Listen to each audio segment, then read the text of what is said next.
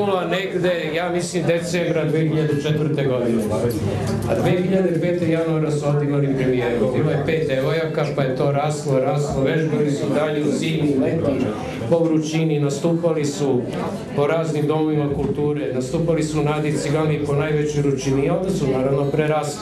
Ono što je najbitnije za grupu Svitanje, što mislimo da za sad jedino to u Srbiji radi grupa Svitanje, da se u pevanju, igranju, sviranju i svemu onome što budete videli večeras, sve zasniva na stvarnoj osnovi tradicije.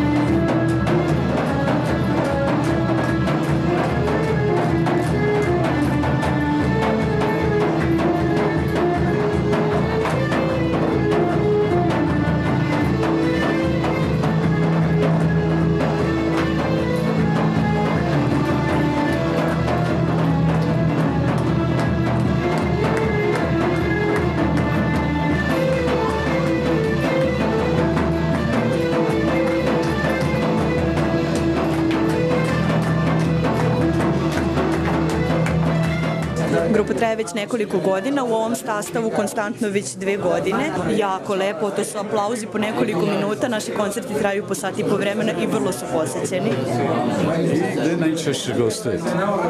Uglavnom po pozivu, ne odbijamo nikoga, a često nas zovu, tako da jako smo zahvalni zbog toga. Imamo puno koncerta i po Beogradu i po Srbiji, neke festivale po inostranstvu, tako da ta priča zaista živi i traje. A vi ste?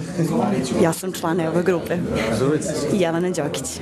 Ono što volimo da istaknemo to je da smo već više od 2 godine u organizaciji obnove stupova, znači nastupamo za stupove i obnovu stupova, znate, za tu misiju dobrotvornu i to nam je velika čast kad nas pozovu direktno sa stupova, tako da možemo se pohvaliti da smo prošle godine držali slavu stupova. Kažete, svuda ste lepo primljeni. Svuda smo bili lepo primljeni, bili smo u Turskoj na 2 festivala pretprošle godine, a ove godine smo u Prilepu u Makedoniji na pravom tradicionalnom festivalu dobili specijalnu nagradu. Ovo je muzika koja stoji na svojim nogama.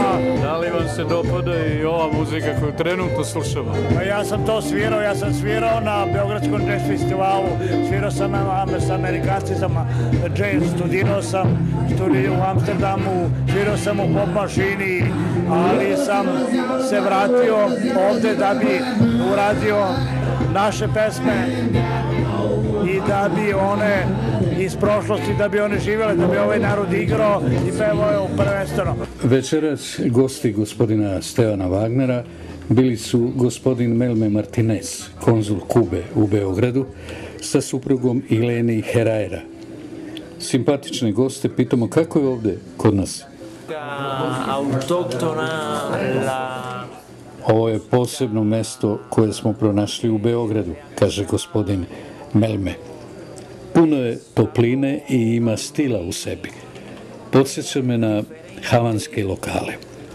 Ovo mesto je veoma prisno, prijatno, lep izbor u Beogradu, kaže gospođa Ilenija.